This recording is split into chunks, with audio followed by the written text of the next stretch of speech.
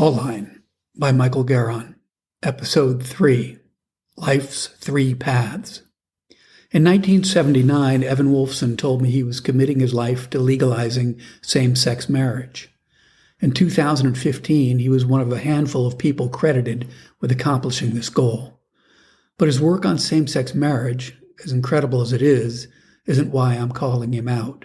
I call him out because he's a great example of someone who set himself a difficult life goal and reached it. Differences in the way that people set their life goals intrigue me. I've asked hundreds of people about it, and their responses form a pattern. People comfortably self-identify as being members of one of three groups.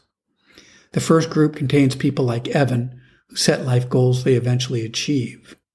The second group is made up of those who set life goals that remain persistently out of reach.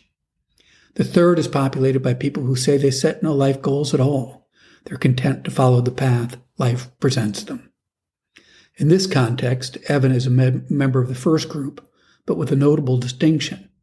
Evan's goal, legalizing same-sex marriage, was a monumental stretch. Evan is a person who set out to do the impossible and accomplished it.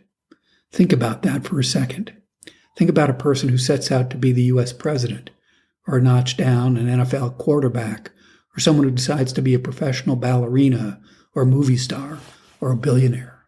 I decided some time ago to make an informal study of people and their goals. What kind of person sets herself a goal? What happens to him when his goal is not achieved? I started looking for source material on the topic, but I couldn't locate much. So for the last decade or so, I've asked people a question with the following intro. I've asked a lot of people this question, and I'm constantly surprised that everyone seems to have a ready answer about themselves. I'll tell you what my current tally on this survey is after you answer this question. People appear to break into three distinct groups. Then I lay out what I laid out above. Now the question, which group are you in? I've asked about 200 people this question, and I've never had anyone hesitate to self-categorize. Note that this only works with people of a certain age. It doesn't make sense to ask people as they're starting out. Once they identify their group, I tell them the results of my informal study.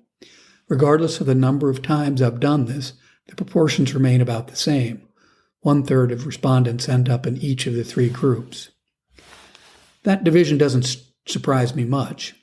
It seems reasonable that 2 out of 3 people eventually settle on some specific path or goal. What does surprise me is that 1/3 of the people I've asked believe they've accomplished what they set out to do. I'm betting this is sampling error. It could result from the socioeconomic status of the people I know. Most are reasonably well-off professionals. I assume those numbers would change if I had a more randomized sample. My personal goal-setting story goes like this. In 1963, when I was 10 years old, my family moved to Switzerland. My father was a U.S. negotiator working on the nuclear test ban treaty in Geneva. My 5th grade teacher at the international school was Mrs. Elderfield. One day, Mrs. Elderfield passed back our graded essay books. She announced that she'd like to ask 4 students to come up and read their stories to the class. She called the first reader, and the girl came up and read her work. When she finished, Mrs. Elderfield said, "Wasn't that a wonderful story? That was the best essay in the class." Then she called up the second and the third, saying, "Now we've heard the next 2 best." I was delighted to be called up 4th.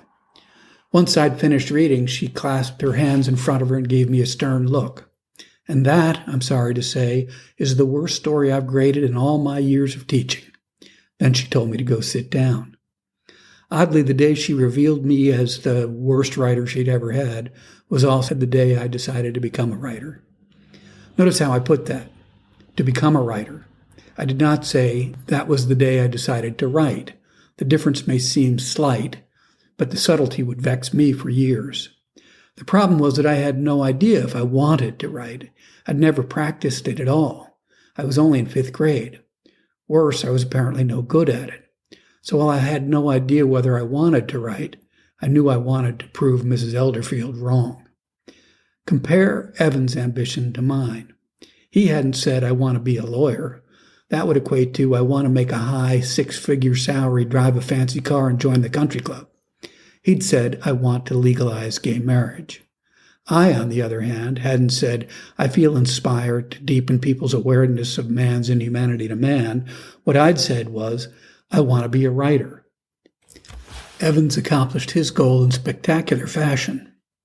I continue to struggle with my words.